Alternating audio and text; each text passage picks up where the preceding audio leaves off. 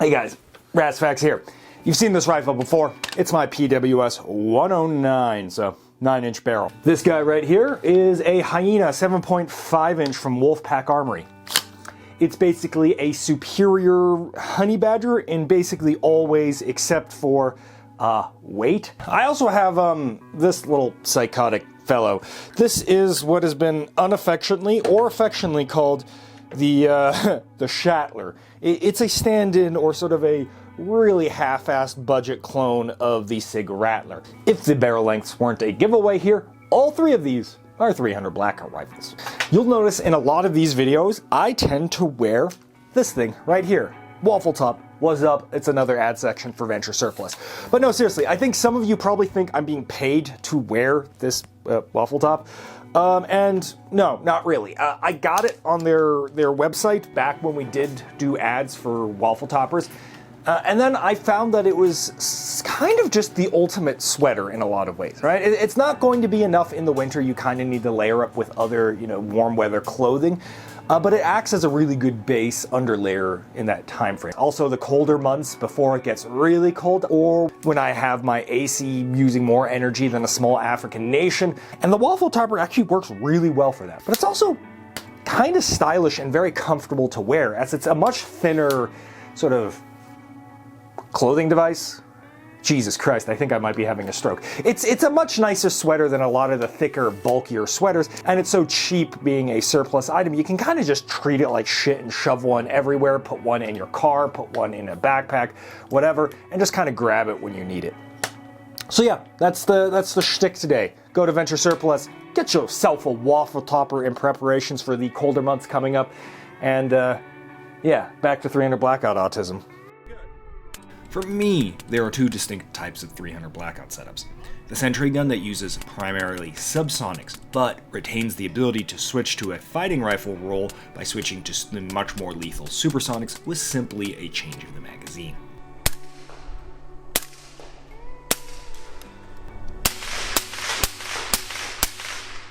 Or a PDW-oriented setup where the super versus sub dynamic is less important and we're more interested in the performance of 300 Blackout supersonics out of very short barrels, so we can get the smallest package possible. These both are at odds with each other. Short guns are loud and less lethal, and bigger guns tend to suck at being small. Wow, amazing revelation. The little girl of why not both? I don't know, she doesn't actually sound like that, but why not both comes to mind. Well, it's because I don't want both. I just want one rifle because I don't like actually owning a ton of different setups. So that's the video. Not necessarily trying to find a rifle that can excel in all of the 300 Blackout objectives, but finding something that kind of can do all of them well enough so I can pare back down to a single rifle. And then feel a lot better when I go ahead and build the Strikeback VZ58. Let's talk sound performance with the lowest production value this side of 100k subs here. I did all of the recordings with all of these three different rifles, but it sounds like shit, so I'm actually just going to reuse the audio from an older 300 Blackout video, which actually still has the 9-inch PWS setup, also shooting 125 grain Winchester. Good job, Razfax from 3 years ago. And then I'm just going to use the notes I made in the moment and kind of relatively compare to that.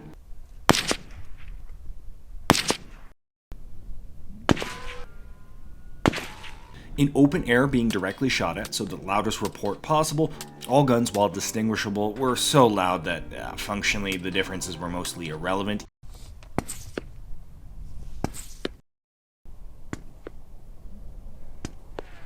Subsonics front on, however, had the Shatler sound a lot more like a gunshot, while the 9 and 7.5 inch setup almost sounded like, honestly, if you've been shot at by airsoft, a lot more like that, where the whiz of the subsonic round going overhead is honestly more distinguishable than the initial muzzle report. When we switch to the audio source being outside of a structure, with the audio receiving being inside the structure and the muzzle being pointed perpendicular to the source, so we're not front on,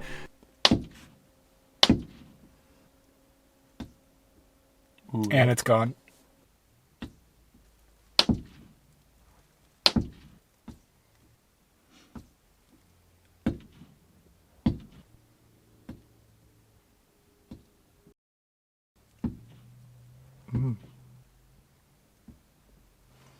It's gone.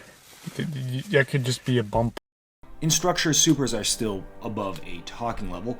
Though quickly as the range increases, at least with the longer barrels, we begin to approach talking volume levels, though still quite distinctly different though due to the much heavier and lower pitch. This is especially noticeable with the Schaedler due to its much boomier report, which you can kind of feel through the structure. When we switch to subsonics, all of them perform more or less the same, with below talking and for further shots below breathing levels of auditory report that would easily have been missed, and we actually did miss it in the original test as we mistakenly talked over the first set of shots. The 9 and 7.5 setups are utterly indistinguishable here despite actually knowing the shooting order, and the Schaedler honestly isn't that far behind. Summing up the audio report. My personal observation has all of them reached the threshold of hood rat shit quiet. Any barriers, or especially structures, are present between the listener and the source, and you are using subsonics. Supersonics, they're all still quite loud, rifle-like if you were, and really only open air, subsonic performance seems to have a notable difference, where the Schaedler, and to a much lesser degree the 7.5-inch setup, has a noticeably boomier report compared to the 9-inch PWS. Phew. Okay, let's talk external performance. That is, how does it do at range? This is going to sound like shit because it's windy as fuck, but it actually illustrates a pretty good point. I started out here with subsonics today with all of the rifles, and the performance is pathetic, impossible. Now, it's been done. I've seen setups with rifle scopes on them where they can use the rifle scopes with a dialable turret, minimal wind, and a ballistic calculator to get hits on target, sometimes out as far as 500 yards. But realistically speaking, with a setup that makes sense for the task at hand, namely a red dot, maybe a magnifier, subsonics remain handgun-like in their performance, getting you out to 150 yards at most. So in that vein, the Schaedler is kind of disqualified as a gun that can really make it much beyond 100 yards, 150 yards, with its subsonic-like performance with the supers, and even worse performance with the subs. When we bump over to the 7.5 and in a 9-inch gun, their performance is virtually identical, or very similar, I should say. And that is very AK-like in performance, though notably a little less. I can engage out to about 200 yards, point of aim, point of impact. That's a little inaccurate. I would say it's more like aim slightly high, unlike with the AK, which is point of aim, point of impact. However, past that, you're really needing to begin to employ some pretty large holds. Now, holding over is not that hard, but once you introduce wind, as you're likely able to hear on the microphone, that becomes a lot more difficult.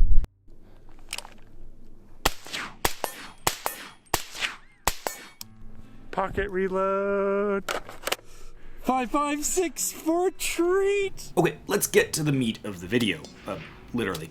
Terminal effect or energy on target. Right out of the get-go, I think we can go ahead and hand-wave any discussion on subsonics. All of them are going to perform roughly within margins of each other, with only about 150 FPS difference.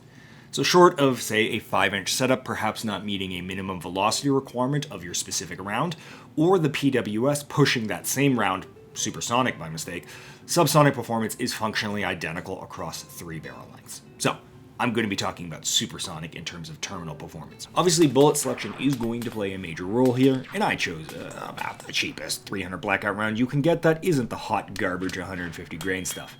The 125 grain Winchester White Box OTM.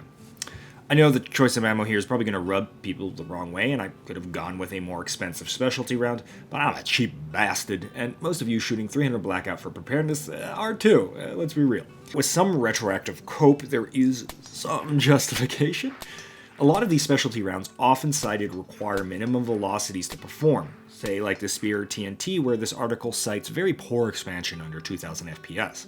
The VMAX rounds, which I believe are quite popular, mostly because they're the round that's loaded in AAC 110 grains, are similarly leaving a lot to be desired.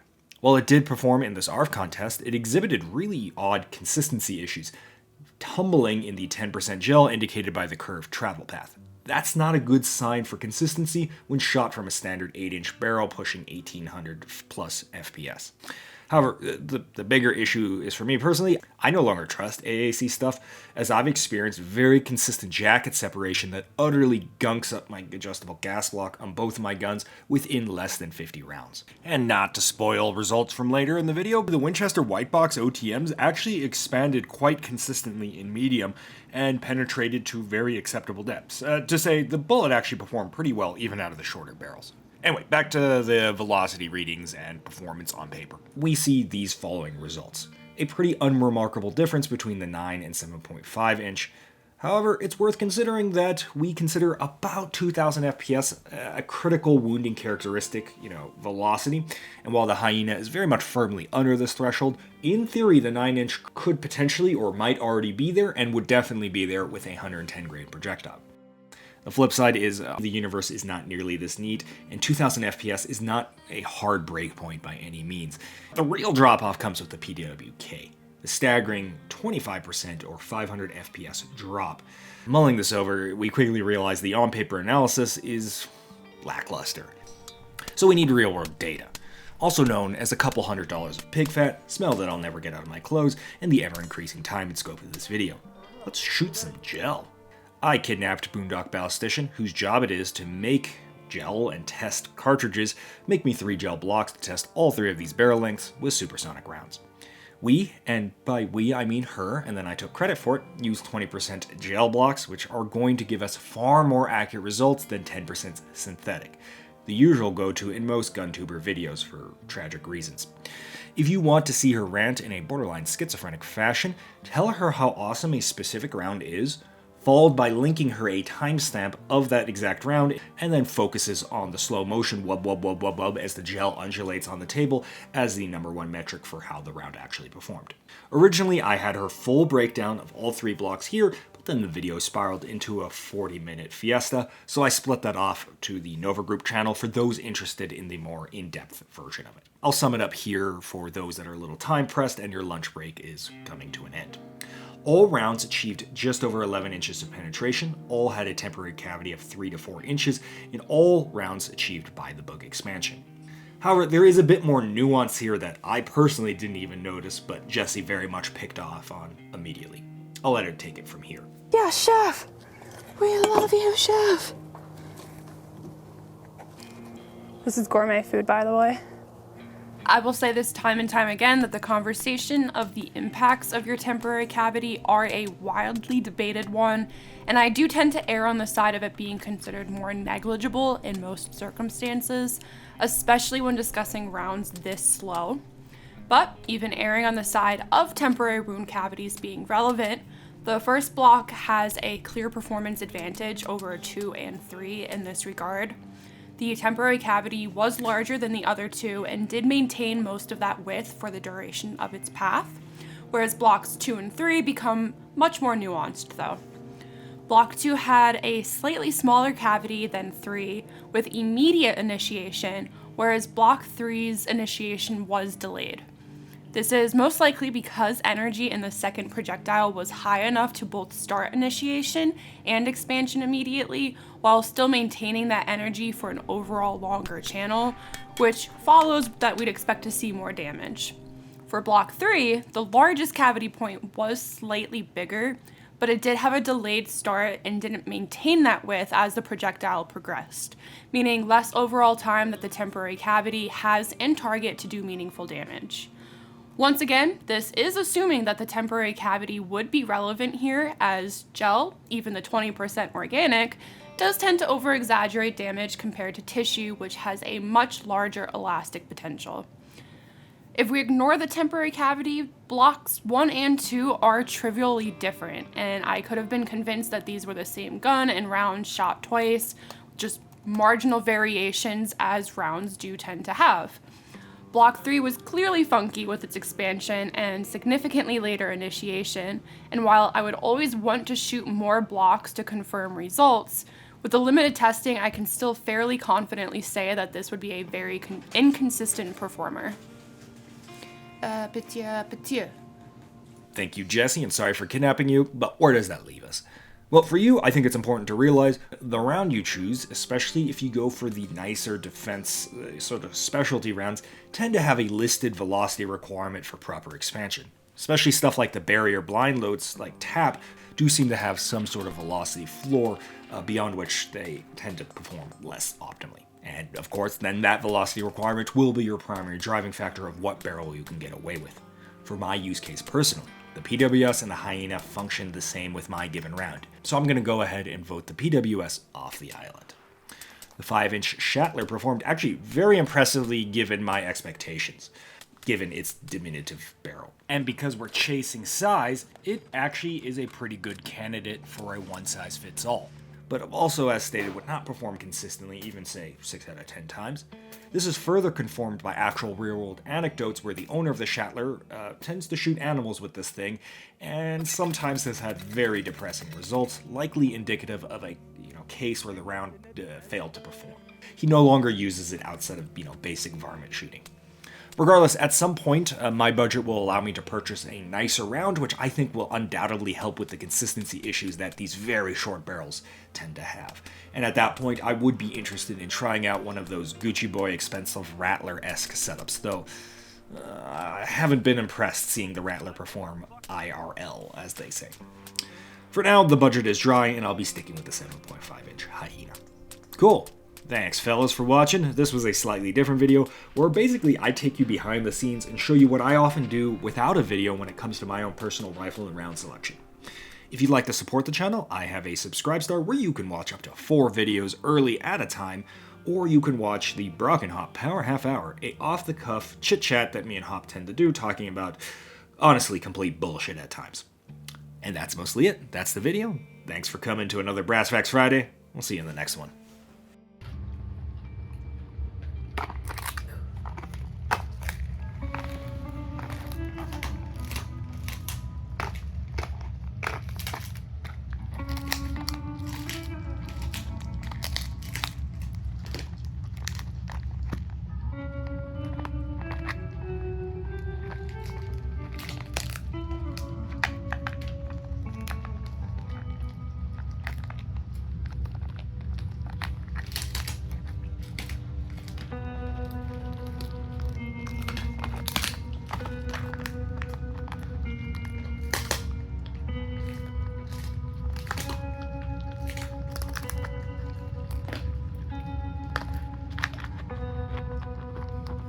Look at the little paws.